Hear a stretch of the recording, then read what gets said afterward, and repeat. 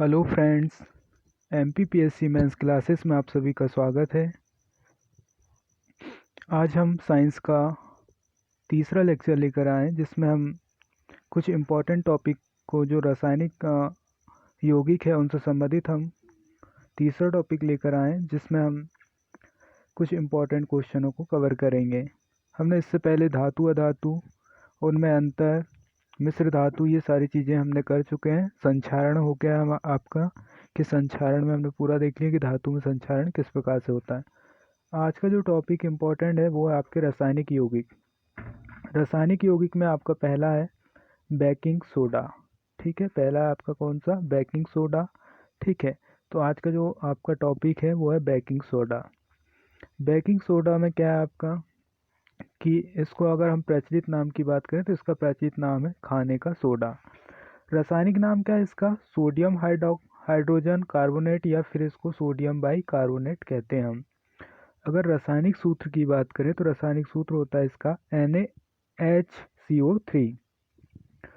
प्रयोगशाला विधि क्या है तो हम देखते हैं इसको क्या कैसे प्राप्त करते हैं प्रयोगशाला में। तो हम क्या करते हैं, सोडियम कार्बोनेट को क्या करते हैं हम यहाँ पे Na2CO3, है ना, संतृप्त जलीय विलयन में क्या करते हैं, CO2 प्रोवाइड करते हैं। ठीक है, कार्बन डाइऑक्साइड प्रोवाइड करते हैं और ये क्या होता है NaHCO3 प्राप्त हो जाता है यहाँ पे। तो क्या करते हैं हम, सोडियम बाइकार्बोनेट, ठीक है, Na2CO3, सोडियम बाइकार्बोनेट में क्या करते हैं हम, एक तो क्या करते हैं CO2 और हम जल की उपस्थिति में, ठीक है, जलीय विलयन मतलब क्या करते हैं हम CO2 का जलीय विलयन लेते हैं और उसमें हम Na2 सोडियम बाइकार्बोनेट का क्रिया कराते हैं, तो हमको प्राप्त होता है क्या, NaHCO3 सोडियम बाइकार्बोनेट प्राप्त होता है। हमें क्या प्राप्त होता है, सोडियम बाइकार्बोनेट।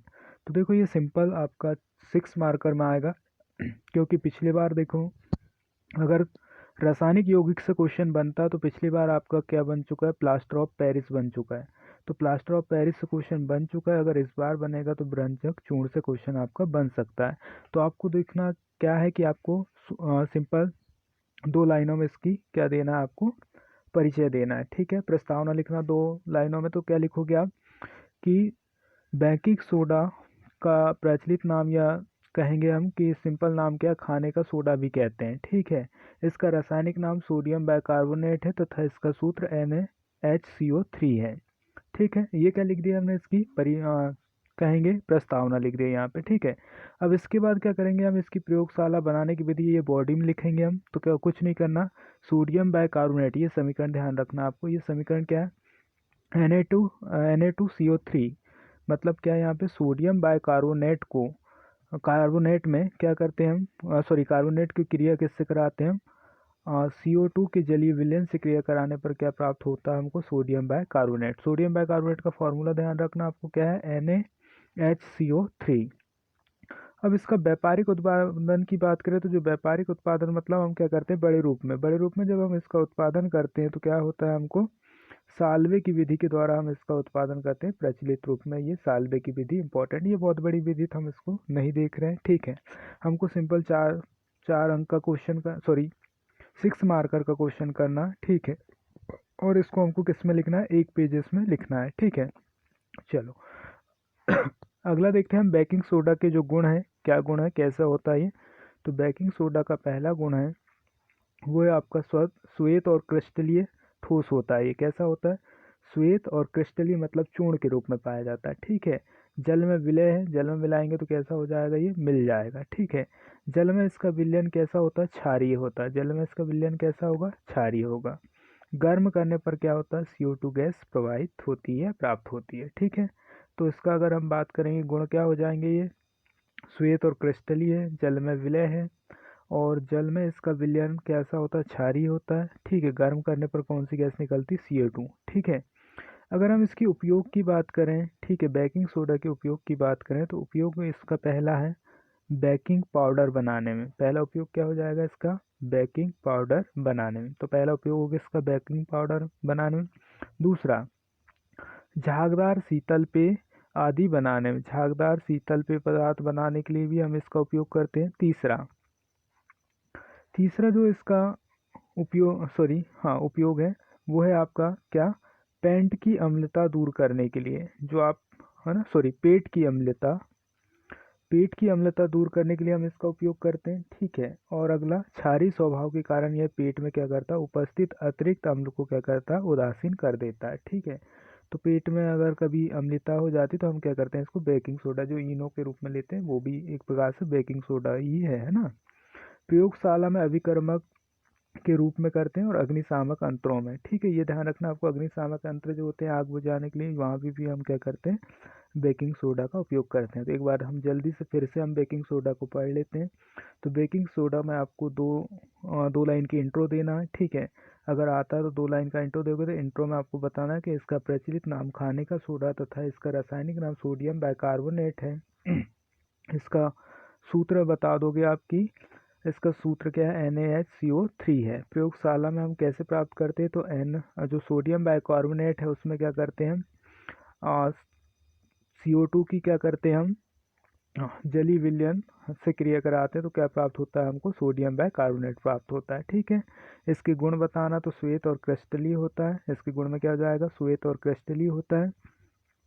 और इसका ये जल में विलय है। जल में इसका विलयन कैसा होता है, क्षारीय होता है। गर्म करने पर कौन सी गैस निकलती है, तो CO2 गैस निकलती है। उपयोग बता सकते हो आप, बेकिंग पाउडर बनाने में, झागदार शीतल पेय पदार्थ बनाने में, और आपका क्या हो जाएगा अगला, पेट की अम्लता दूर करने के लिए, और तीसरा प्रयोगशाला में अग्निशामक के रूप में, और अगला क्या हो जाएगा आपका, अग्निशामक यंत्रों में, ठीक है, और अभिकर्मक के रूप में प्रयोगशाला में। तो ये हो गया आपका बेकिंग सोडा। इसको बहुत अच्छे से करना आपको, और इसको लिखना भी आपको, है ना। चलो आगे पढ़ते हैं हम। अगला जो है आपका रासायनिक यौगिक है, अगला आपका व्यंजक चूर्ण। व्यंजक चूर्ण की बात करेंगे तो व्यंजक चूर्ण क्या होता है देखते हैं हम। तो व्यंजक चूर्ण जो है, ठीक है, इसका प्रचलित नाम भी क्या है, व्यंजक चूर्ण है। और रासायनिक सूत्र क्या होता है इसका, CaOCl2। ध्यान रखना बिल्कुल आपको, इसका रासायनिक सूत्र क्या होता है, CaOCl2। क्योंकि ये ऐसे टॉपिक है जो 3 मार्कर में भी आ जाएंगे। आपको सीधा लिख देगा व्यंजक चूर्ण, फिर लिखो आप 3 पॉइंट उसमें। आपको सीधा लिख देगा बेकिंग सोडा, और आपको लिखना पड़ेगा 3 लाइन। तो आपको बिल्कुल ध्यान रखना। तो आप क्या करोगे, जब वहाँ फॉर्मूला लिखोगे तो आपका आंसर क्या होगा, अधिक प्रभावी होगा। तो इसका मतलब क्या, आपको फॉर्मूला बिल्कुल ध्यान रखना है। तो व्यंजक चूर्ण का क्या हो जाएगा, रासायनिक सूत्र आपका CaOCl2। रासायनिक नाम क्या है इसका, कैल्शियम ऑक्सीक्लोराइड, है ना। कैल्शियम ऑक्सीक्लोराइड क्या हो जाएगा, इसका रासायनिक नाम हो गया। उत्पादन कहाँ से करते हैं हम, तो देखो उसका उत्पादन जो करते हैं हम वो उत्पादन करते हैं हम बुझे हुए चूने पर हम क्या करते हैं, क्लोरीन गैस प्रोवाइड करते हैं। क्या करते हैं हम, बुझे हुए चूने पर क्लोरीन गैस प्रोवाइड करते हैं। बुझा हुआ चूना का सूत्र जो है वो CaOH2 ट्वाइस, CaOH भी कह सकते हैं, या CaOH2 भी कह सकते हो आप, है ना, प्लस Cl2 क्लोरीन गैस। तो आपको क्या मिलेगा, आपका CaOCl2, और आपको जल बाहर निकाल देना, H2O को क्या कर देना, बाहर निकाल देना, ठीक है। जो बुझा हुआ चूना उसमें क्लोरीन गैस प्रोवाइड करोगे, और क्या प्राप्त हो जाएगा, आपका व्यंजक चूर्ण प्राप्त हो जाएगा, ठीक है। इसको प्राप्त करने की 2 विधियां हैं। एक तो क्या है, हासेन-क्लेवर संयंत्र, और एक क्या है आपका, बाकमान संयंत्र, ठीक है। तो इनको नहीं देख रहे हैं हम, सिर्फ एक देख रहे हैं, हासेन-क्लेवर संयंत्र देख रहे हैं। इसमें आप चाहो तो इसको पढ़ सकते हो, है ना। मैं इसको पूरा नहीं पढ़ रहा हूँ, सिर्फ इस चित्र को समझते हैं कि इस चित्र में है क्या। देखो क्या होता है कि जो हासेन-क्लेवर जो आपका है संयंत्र, उसमें क्या होता है कि हम क्या करते हैं, ये वाला जो स्थान दिख रहा है आपको ऊपर, यहाँ से क्या करते हैं, हम बुझा हुआ चूना डालते हैं। CaOH ट्वाइस वाला जो आपका फॉर्मूला जिसका है ना, वहाँ से यहाँ पे क्या होती है, ये गोली अंतर होती हैं, ये पूरी क्या होती हैं, आपकी पतली पट्टी होती हैं, ठीक है। इनमें छोटी छोटी बीच में क्या होती हैं, ब्लेड लगी होती हैं, ठीक है। और ये ब्लेड क्या होती है, घूमती जाती है। तो यहाँ से हम चूर्ण डालते हैं, और चूर्ण इस प्रकार से चलते हुए आगे चलते जाता है, चूर्ण इस प्रकार से, ठीक है। चूर्ण आगे चलते जाएगा, ऐसे चलते जाए। लेकिन यहाँ से क्या करते हैं हम, यहाँ से क्लोरीन गैस प्रोवाइड करते हैं।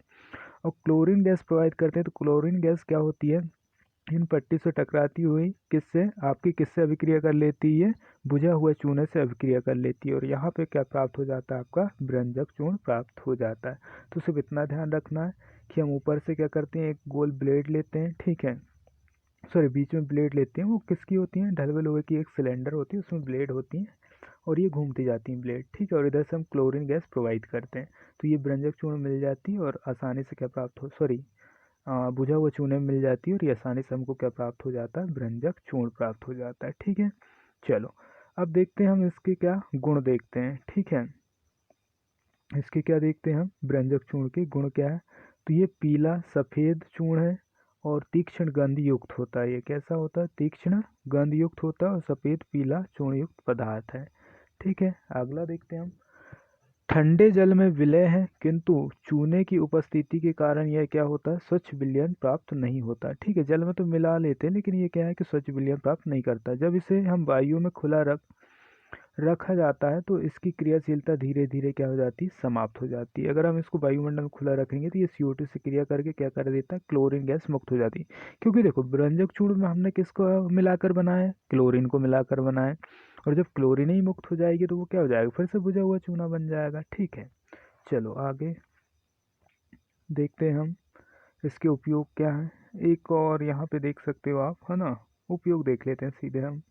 उपयोग देखते हैं यहाँ पे। तो आपका व्यंजक चूर्ण का उपयोग है पहला, वस्त्र उद्योग में सूती एवं लिनेन के व्यंजक के लिए। ठीक है, जो सूती बस होते हैं उसमें देखे होंगे आपने कि थोड़ा वाइट कलर का जो आता है कठोर कठोर, उसमें दाने दाने निकलते हैं आपके। तो ठीक है, तो सूती बस उद्योग में लिनेन के व्यंजक के लिए ये कार्य करते हैं। ठीक है, अगला कागज उद्योग में काष्ठ की लुगदी के लिए ये क्या करते हैं? व्यंजक के रूप में इसका उपयोग होता है। ठीक है, आगे रोगाणुनाशक और ऑक्सीकारक के रूप में भी हम इसका उपयोग करते हैं। ऊन को सिकुड़न रहित बनाने के लिए भी हम इसका उपयोग करते हैं और जल को शुद्ध करने में।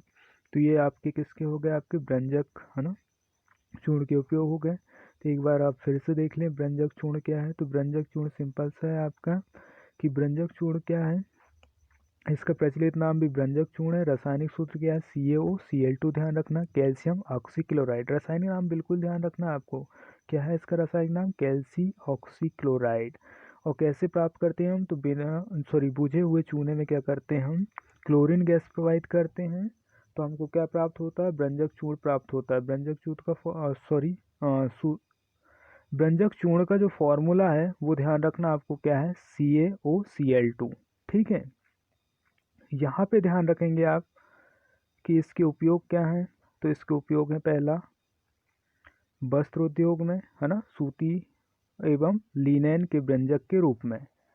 कागज उद्योग में काष्ठ लुगदी के व्यंजक में, और रोगाणुनाशक और ऑक्सीकारक के रूप में। ठीक है, ऊन को सिकुड़न रहित बनाने में और जल को शुद्ध करने में इसका उपयोग है। चलो हम एक बार इसको बाद में देख लेंगे। ठीक है, अभी आगे हम एक और जो है आपका उसको देख लेते हैं।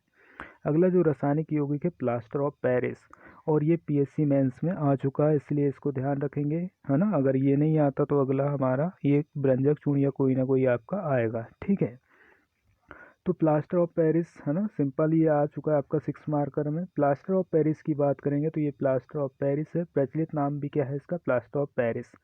रासायनिक नाम है इसका कैल्शियम सल्फेट हेमेहाइड्राइट, है ना, हाइड्रेट या हेमेहाइड्रेट भी कह सकते हो आप, या कैल्शियम सल्फेट हेमेहाइड्रेट। ठीक है, तो इसका रासायनिक नाम क्या हो जाएगा? Calcium sulphate hemihydrate. ठीक है, ये हो गया प्लास्टर ऑफ पेरिस का।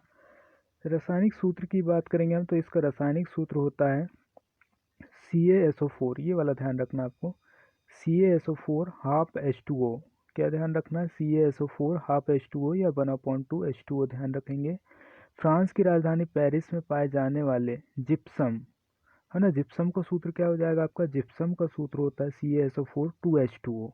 और यहाँ पे जो आपका रासायनिक प्लास्टर ऑफ पेरिस है उसका फॉर्मूला होता है आपका हाफ H2O। यहाँ पे 2H2O, CaSO4 तो इसमें भी रहेगा, CaSO4 इसमें भी रहेगा, लेकिन जो जिप्सम है उसमें 2H2O लगेगा और इसमें क्या लगेगा आपका? हाफ H2O लगेगा। ठीक है, तो क्या करते हैं हम? जिप्सम को गर्म करके इसे सर्वप्रथम बनाया गया था। ठीक है, इसे हम क्या कहते हैं? POP के नाम से जाने जाते हैं। ये दो आपके 2-4 लाइन जो दिख रहे हैं ये इंट्रोडक्शन में आएंगे आपके पूरे, है ना। क्या क्या?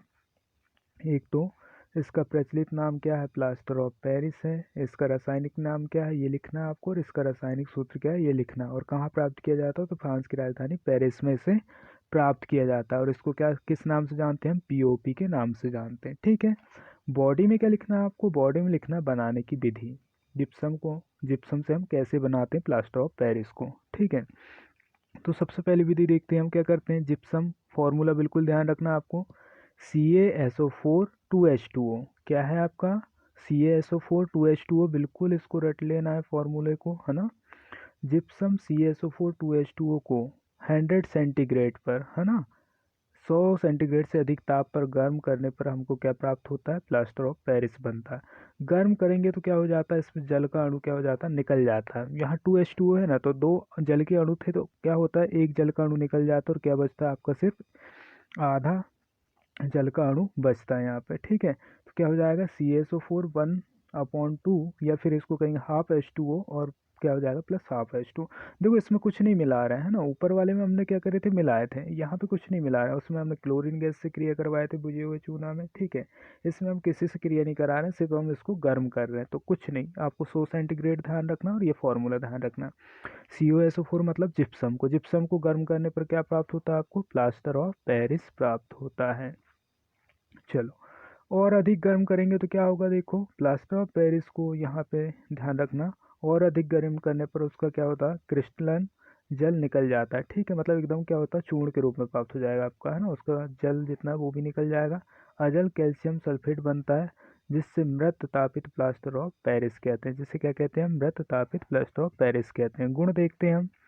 श्वेत चूर्ण जल में मिलाकर रखने से लगभग आधे घंटे में कठोर रूप में ये जम जाता है। तो पहली चीज़ क्या हो गई कि अगर जो चूर्ण प्राप्त हुआ है प्लास्टर ऑफ पेरिस का, उसको अगर हम क्या करेंगे? आधे घंटे तक जल में मिलाकर रखेंगे तो क्या हो जाएगा? वो फिर से गर्म हो जाता, मतलब जिप्सम बन जाएगा।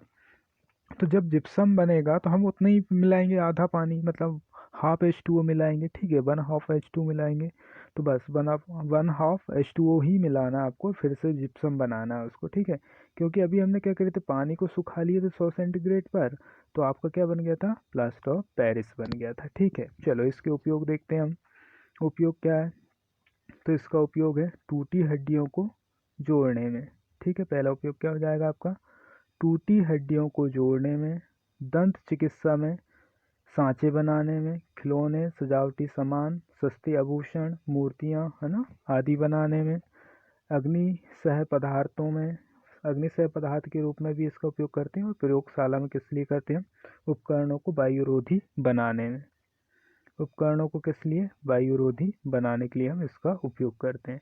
तो ये हो गया आपका जिप्सम। तो एक बार आपको ये सारी चीज़ें फिर से रिवीजन करना है, ठीक है। ये सारी चीज़ें आपको ध्यान रखना। तो हमने ये 3 रासायनिक, है ना, यौगिकों को ध्यान रखना है आपको। एक तो हमने क्या करे? बेकिंग सोडा करे, दूसरा करे हमने व्यंजक चूर्ण, और तीसरा करे ये। यहाँ से आपके क्वेश्चन कहीं ना कहीं से आएंगे, ठीक है। अगर हो सकता है प्लास्टर ऑफ पेरिस आपका फिर से आ जाए, या तो 3 मार्कर के लिए बहुत इंपॉर्टेंट, 3 मार्कर में कोई ना कोई क्वेश्चन यहाँ से आपको देखने को मिलेगा, है ना। हो सकता है आ जाए, है ना, इसका पक्का नहीं कि आएंगे।